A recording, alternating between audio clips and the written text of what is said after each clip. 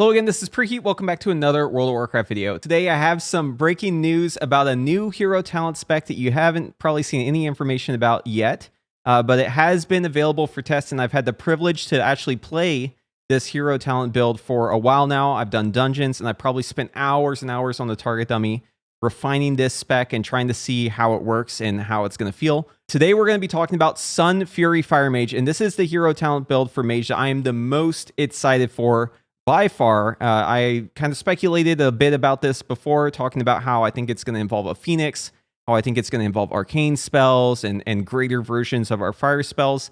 And it looks like Blizzard basically gave us everything that would be cool, everything I was thinking of here. So to talk about Sunfury, first we need to explain what it means, right? So Blizzard says, Sunfury mages are aided in battle by a mighty spellfire Phoenix, further enhancing their most devastating incantations. What it doesn't tell you is that there's another big part of this. It isn't just the Phoenix, which is our Spellfire Spheres. So as you know, Kel'Thas, he's got those spheres kind of floating around him, and he uses them to cast greater spells. That's going to be the same concept with this. We have these spheres that give us a passive damage increase whenever we generate them. We're going to get one every time we use 6 hot streaks, but we're also going to passively generate them out of combat. So one thing I was concerned about with Fire Mage is adding more buttons, because we've already got so much that we're worried about and so many buttons that we're pressing, so many things to think about. All of this tree is actually passive, but what it does is it adds more functionality to our existing buttons depending on the situation, depending on what buffs we have. So it is a bit more to think about. However, there are really, really cool interactions here. So moving on from the spheres, we also have our Phoenix. We got to talk about the Phoenix. So whenever we use our combustion, not SKB, whenever we cast combustion, we get a little Phoenix who comes out, and that Phoenix is just going to machine gun spells off and deal damage for the duration of that combustion. Now, if you go into combustion with SKB, it does not extend the Phoenix. The Phoenix only gives you damage for the time from your actual combustion. Okay, that's going to be important later, because we're going to talk about how this is going to affect the talents in the meta of Fire Mage. I want to give a quick preface. This is alpha, so a lot of this may change in the future, and a lot of this is just speculation. I don't have add-ons to look at. I can't look at logs. I can't try and glean what the best stuff is. I just have to look at the numbers and play it and feel it out, right? So a lot of what I'm going to talk about here is going to be Feelycraft, but I think I might have a pretty good idea of how this is going to work based on my experience with Mage and based on how much I've played it in the alpha here.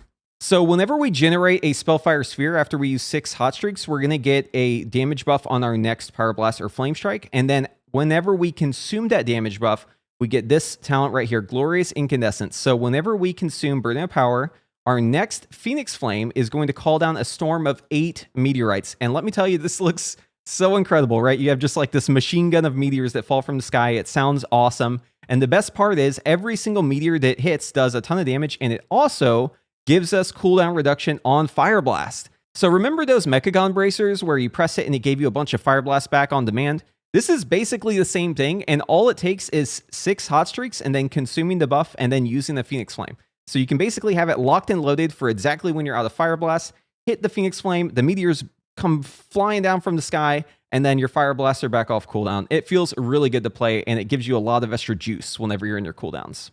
On the left here, we have Mana Addiction. This is just a passive buff that gives you haste whenever you use a hot streak, but each instance of it does overlap. They don't extend duration by any means, but you can actually get really, really high on these stacks if you want. I mean, it being Mana Addiction, that kind of makes sense, right? So I've actually had this stack up to 12 times with a bunch of haste going. But yeah, I mean, it's pretty cool. You get extra haste. We love haste, right? Moving on from there, we have Merely a Setback. So our Fire Barrier is going to give us Avoidance, and then whenever it expires, we get Leech. Nothing really too much to talk about on this one. It's just more survivability, so it's welcome.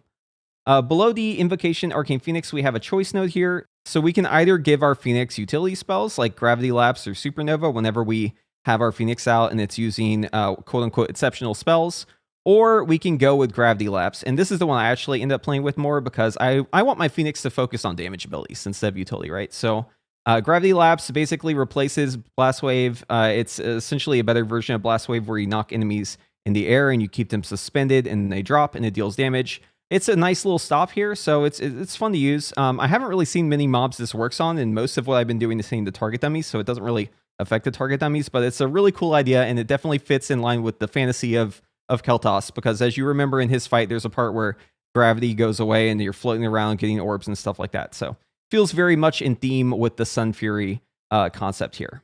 Down below that, we have a choice node between Overflowing Power or Sunfury's Execution. So these are both damage nodes. Whenever you look at overflowing power, you're looking at a way to extend your combustion depending on how many orbs you have. And you want to get your combustion as long as possible because this actually counts towards the Phoenix. So this one's really good.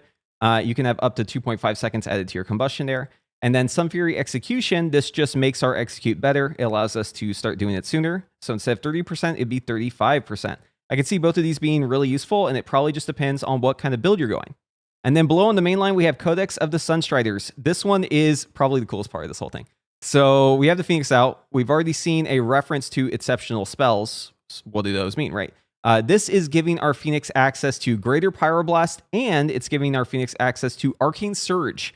Both of these do insane damage whenever the Phoenix is out, and he just machine guns these out. They do a ton of damage. Whenever I was scaling up to like 528, I think it was, in the dungeons, sometimes I would see my Phoenix just pop off and do millions and millions of damage, like machine gun mode. I don't know how they're going to tune it in the end. I doubt it's going to stay like this.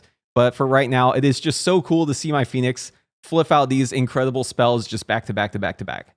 On the bottom right, we have another choice node, and this one actually also kind of deals with damage, which is interesting because normally the hero talent trees only have one damage choice, but this one makes it so we can either have more spheres, so we can go up to 5 spheres, or we can choose to have it whenever we generate a sphere with our Phoenix already out, the Phoenix is going to immediately use the sphere.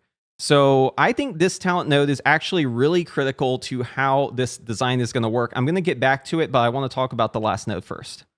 So at the very bottom here, we have Memory of Alar. Whenever your Arcane Phoenix is active, you gain twice as many stacks of Mana Addiction. So it's just more haste, right? Twice as much haste. And whenever you have your Arcane Phoenix expire, it's going to give you Hyperthermia for 3 seconds, plus an additional second for each exceptional spell it had cast. Okay, so Hyperthermia, if you aren't familiar, is the talent over here in the bottom left. This is normally not active whenever Combustion is up. It gives you like instant cast Power Blast or Flame Strikes you can spam. They're all guaranteed critical strikes. It's a really cool talent, but we don't really play it, but it feels fun to play. The reason why we don't play it is because it doesn't really synergize well with SKB, because whenever we want to get into SKB, if we have Hyperthermia, it makes it really hard to cast a hard cast Power Blast if your Power Blasts are instant cast, right? And this is probably the most important reason why I think this tree actually synergizes well with a non-SKB playstyle. I'm sure you can still play this SKB. However, I want to explore the idea, right? So I know tuning-wise, SKB is way, way ahead, but I found in the gameplay of it, playing Unleashed Inferno actually feels so much better than SKB, and it actually eliminates a lot of the issues I have with Fire in its current meta. So my idea is, if they tune this all well, I think Sunfury may actually be an SKB-less Fire Mage playstyle. So hear me out. Whenever you pick Unleashed Inferno, what you're doing is you're reducing the cooldown on your combustion and you're souping it up. You're making it so the combustion hits harder. All your spells hit harder in combustion. You're also making it so that you get slightly more combustions over that period. You get less uptime, obviously, because SKB gives you more uptime on combustion. It's more of an uptime spec. But with Unleashed Inferno, you're able to cast combustion more frequently. This is important because the Phoenix only comes out if you cast combustion. It does not come out if you SKB it. And you're going to end up in a situation where if you play SKB and you don't have this talent right here, where we have 5 spheres, you're going to be overcapping on spheres and the Phoenix won't be able to get those out. And then you're losing damage that way. So what I'm thinking is, if you play Unleashed Inferno instead, and then you maybe focus on talents to give you more Phoenix Flame, that way you can consume all of your glorious incandescence without having to wait on the Phoenix Flame cooldown, you can get just more damage out, and it feels way better to play, right? So we're thinking of a playstyle here where you don't have to hardcast Pyroblast ever. You just kind of machine gun spells off, and you get back into combustion. Whenever I was testing this with like current gear, I felt like my combustion was up about every 50 seconds, which is actually kind of crazy if you think about it, because that's without SKB. That's a lot of combustions, and that's a lot of greater exceptional spells being cast by the Phoenix whenever we go back into combustion. Okay, so when you're actually playing Sunfury, this is what your mage is going to look like. You're going to have these flame orbs above your head. Remember, these are the fuel that your Phoenix uses to cast those exceptional spells. Obviously, my I'm level here on the alpha is super low, so don't look at the damage numbers too much. I'm also going to ignore the fact that the mobs are low because I want this to be kind of like a normal scenario. So we go into our combustion right away. As soon as we activate combustion, the Phoenix pops out here. You can see him right here. I'm going to hop up and down, and the Phoenix is just going to go crazy, casting those big spells, and you can see all of his damage popping up over here. Now, as soon as I get my spell ready, you'll notice these meteors flying down. That's whenever I use my Phoenix Flame after the burn of power. And then now that we're outside of combustion, we have Hyperthermia, so I'm able to just machine gun those Pyro Blasts while being able to cast while moving the entire time. And then what we're going to do here is try to get back into combustion as soon as possible. Notice I overcapped just a little bit on the Fire Blast here. It's a little hard to do all this with default UI, but right now we have our combustion up again. So we're going to go ahead and go right back into combustion here. Phoenix comes out again, casting these big spells. He casts Meteors, he casts Arcane Surges, Phoenix Flames, all that good stuff. Greater Pyroblast as well. And then now I'm out of mana, so it's going to be a little harder for me to keep casting spells. Unfortunately, this is the issue with it currently on the alpha, is you just don't have enough mana to cast all your spells. Okay, so we're going to show this again, but with double Bloodlust this time. Again, I'm going to go out of mana pretty quickly here, but just ignore that part because obviously that's not intended. So we go straight into our combustion. Our Phoenix is going to start machine gunning those spells. You're going to notice once I get a little bit further in here and I use my buff, I think it's right here, you're going to see the meteors come down. Watch my Fire Blast cooldown. Right here. See them all coming back. Boom, boom, boom, boom, boom. Instantly refilled, right? So right now I'm in my hyperthermia, so I can just keep casting spells. I just fell out of it. So now we're going to try to get back into our combustion again. And as you can see, combustion is already back up. And we're going to go straight back into combustion here. Phoenix is going to start casting all those big spells. We're just getting through all of our Fire Blasts here, all of our Phoenix Flame. We're getting the Fire Blast back, so now we got to go through the Fire Blast again. So this is what I was talking about, where you just get infused with a ton of extra procs. And now I'm out of mana, so I can't cast spells. So here we have some dungeon footage, and I'm just going to show you kind of how this looks in an actual dungeon.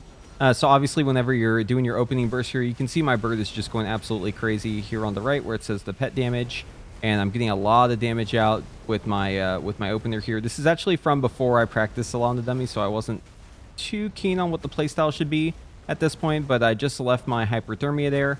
And now the boss is in execute. We've done a ton of burst damage, so we're just going to go ahead and finish it off. There are mechanics here where you want to hit the little bugs and then use them to charge into those barrels to get rid of them, but since the tuning was so low and since we're able to burst the boss so high, we just quickly wrap this one up. On this pull, this is kind of a trash pull here, so I'll show you kind of some of the AoE damage. So the bird comes out, and as you can see, that Arcane Surge hit immediately. Boom, AoE damage, huge AoE damage. The bird just hit a second time. Both of those hit for 1.8 million. Just a ton of damage going out. As long as you have the Phoenix out, the Phoenix is just going absolutely crazy as long as you have those orbs, those spheres to be spending on the bird. So this definitely leans into the niche of Fire Mage being like a high burst spec. Since you have more combustions through Unleashed Inferno, and since you don't have SKB, you just have like a lot more burst damage whenever your cooldowns are up, and you know your cooldowns are going to be around like 50 seconds to a minute. So it really feels like you just are an insane burst engine every minute. You have just a ton of damage, and then afterwards your damage definitely goes down a bit, but having the bird do so much burst damage means you feel super powerful in your combustion, which is, to me, that's exactly what Fire Mage is about. On this boss here, you know, I'm dealing a lot of damage on the pull throughout my combustion, just a ton of single target damage, able to cast while moving. So it's very, very easy to be mobile as this spec. And then we do mess up some mechanics here. We have some of the globs going, which kills me and does a ton of AoE and does a bunch of absorb shield. But you'll see here, whenever I get rezzed, I have my cooldowns back up. I bring the bird back out, and the bird just goes crazy on that shield, completely destroys it, and we kill the boss really, really fast. So yeah, the burst on this thing is out of this world. But you can get a pretty good idea of like how fast this playstyle feels and just how powerful you feel during it. And the fact that you don't ever have to stop and hardcast an SKB, the fact that you're always just throwing out spells, and then once you get done with your combustion, now you have this extra window where you're throwing out more instant spells, and then you're immediately getting your Phoenix back out. It really feels like Fire Mage's cooldown feels like a proper cooldown now. To me, this doesn't feel like Orange Frost anymore. This feels actually like Fire Mage. So I am really excited, if you can't tell, about Sunfury. In fact, I've probably played as much Mage on the alpha as I have Evoker, just because this has been so fun. But I would love to hear how excited you are about Sunfury, and if the prospect of having this Phoenix and basically role-playing as Kel'Thas is something that appeals to you. Definitely leave your thoughts in the comments below. And if you like this video, be sure to give it a thumbs up. And if you want to see more of my content, be sure to subscribe to the channel, ring that notification bell, and hopefully I see you in the next one.